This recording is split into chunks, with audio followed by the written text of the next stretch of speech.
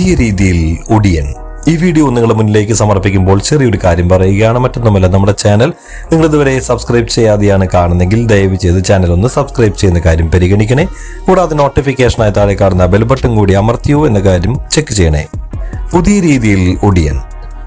തന്റെ ഏറ്റവും വലിയ സിനിമാ സംരംഭം എന്നാണ് ഏറ്റവും പുതിയ ചിത്രമായ ഒടിയൻ എന്ന സിനിമയെക്കുറിച്ച് രാഹുൽ സദാശിവൻ പറയുന്നത്. കൃത്യമായി പറഞ്ഞാൽ ഒടിയൻ ദ ഏജ് ഓഫ് ഇല്യൂഷൻ എന്നാണ് അദ്ദേഹം തന്റെ സിനിമയ്ക്ക് ഇട്ടിരിക്കുന്ന പേര്. മറ്റേ ഒടിയനുമായിട്ട് ഇതിനെ കമ്പയർ ചെയ്യാൻ തന്നെ പറ്റില്ല എന്നാണ് നമുക്ക് ആ പേര് കാണുമ്പോൾ തന്നെ മനസ്സിലാക്കാൻ സാധിക്കുന്നത്. മാത്രമല്ല, ബ്രഹ്മയുഗത്തിന്റെയും ഭൂതകാലത്തിന്റെയും ഡേസിയുടെയും സംവിധായകൻ കൂടിയായ രാഹുൽ സദാശിവൻ അങ്ങനെ ചെറിയൊരു കാര്യമായിട്ട് ഒടിയൻ സിനിമയുമായി എത്തുകയില്ല എന്നുള്ള കാര്യം നമുക്ക് ചിന്തിക്കാവുന്നതേ ഉള്ളൂ. പൃഥ്വിരാജിനെയും മഞ്ജു വാര്യരെയും പ്രധാനപ്പെട്ട കഥാപാത്രങ്ങളായിട്ടാക്കി രാഹുൽ സദാശിവൻ ഒരുക്കുന്ന ഏറ്റവും പുതിയ സിനിമയാണ് ഒടിയൻ ദ ഏജ് ഓഫ് ഇല്യൂഷൻ. തന്റെ ഏറ്റവും വലിയ സിനിമാ സംരംഭം എന്ന് അദ്ദേഹം വിശേഷിപ്പിക്കുമ്പോൾ അതിൽ ആളുകൾക്ക് ആവേശം കൂടുകയാണ്. പോരാത്തതിന് ആ ചിത്രത്തിൽ ഒടിയനായി എത്തുന്നത് പൃഥ്വിരാജാണ്. രാഹുൽ സദാശിവന്റെ ചിത്രത്തിൽ പൃഥ്വിരാജ് എത്തുന്നു എന്നുള്ള വാർത്തകൾ തന്നെ ചിത്രത്തിന് വലിയൊരു ഹൈപ്പാണ് ഉണ്ടാക്കിയെടുത്തിരിക്കുന്നത്. നിർമ്മാണമാകട്ടെ പൃഥ്വിരാജും കരൺ ജോഹറും ചേർന്നാണ്. പാൻ ഇന്ത്യൻ റീച്ചിലെത്താവുന്ന ഒരു കിടിലൻ സിനിമ തന്നെയാണ് ഇത് എന്നാണ് അറിയപ്പെടുന്നത്. ബ്രഹ്മയുഗം പാൻ ഇന്ത്യൻ ലെവലിൽ വലിയ രീതിയിൽ ചർച്ച ചെയ്യപ്പെട്ട ഒരു സിനിമയാണ്. OTT റിലീസിന് ശേഷം അത് വലിയ രീതിയിൽ തന്നെ ആളുകൾ ഏറ്റെടുത്തു. ബോളിവുഡിലെ പ്രശസ്ത നിർമ്മാതാക്കളും സംവിധായകരും ഈ ചിത്രത്തെയും അതിലെ മമ്മൂട്ടിയുടെ അഭിനയത്തെയും ഒക്കെ ഒരുപാട് പ്രകീർത്തിക്കുന്നത് നമ്മൾ കണ്ടതാണ്. സോഷ്യൽ മീഡിയയിലൊക്കെ തന്നെ അതിനുള്ള വാർത്തകൾ ഇപ്പോഴും കിടന്ന് കറങ്ങുന്നുണ്ട്. ഏതായാലും ഈ സിനിമകൾക്ക് വലിയ പ്രേക്ഷക സ്വീകാര്യതയും നിരൂപക പ്രശംസയും കിട്ടിയതിന്റെ പിന്നാലെ ഇതാ നാലാമത്തെ ചിത്രവുമായി അദ്ദേഹം എത്തുകയാണ്. നാലാമത്തെ അല്ല, അഞ്ചാമത്തെ ചിത്രം എന്ന് തന്നെ പറയേണ്ടിയിരിക്കുന്നു. അദ്ദേഹത്തിന്റെ ഓർമ്മകൾക്കും വിശ്വാസങ്ങൾക്കും സങ്കല്പങ്ങൾക്കും ഇടയിലുള്ള അതിരുകളിലാണ് നാടോടി കഥകളുടെ ശക്തി നിലനിൽക്കുന്നത്.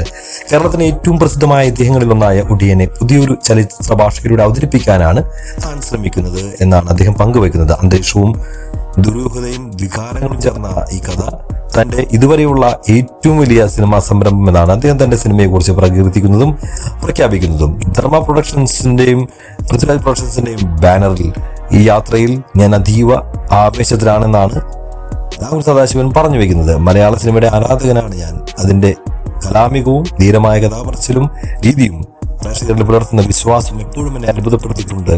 രാഹുലിന്റെ ദർശനവും പൃഥ്വിരാജിന്റെ നേതൃത്വത്തിലുള്ള ഈ കഥ ഞങ്ങളിലേക്ക് എത്തിയപ്പോൾ മലയാള സിനിമയിലേക്കുള്ള ഞങ്ങളുടെ ആദ്യ ചുവടുവെപ്പിന് ഇതിലും മികച്ചൊരു അവസരം ഇനി വേറെ വരാനില്ലെന്ന് തോന്നി. ഏറ്റവും വലിയ ക്യാൻവാസ് അർഹിക്കുന്ന ചിത്രമാണ് ഒടിയൻ ദി ഏജ് ഓഫ് ഇല്യൂഷൻ. ഇതിന് ഞങ്ങൾ ഭാഗമാകുന്നതിൽ സന്തോഷമുണ്ട് എന്ന് ധർമ്മ പ്രൊഡക്ഷൻസിന്റെ നിർമ്മാതാവായ കരൺ ജോഹർ പറഞ്ഞു.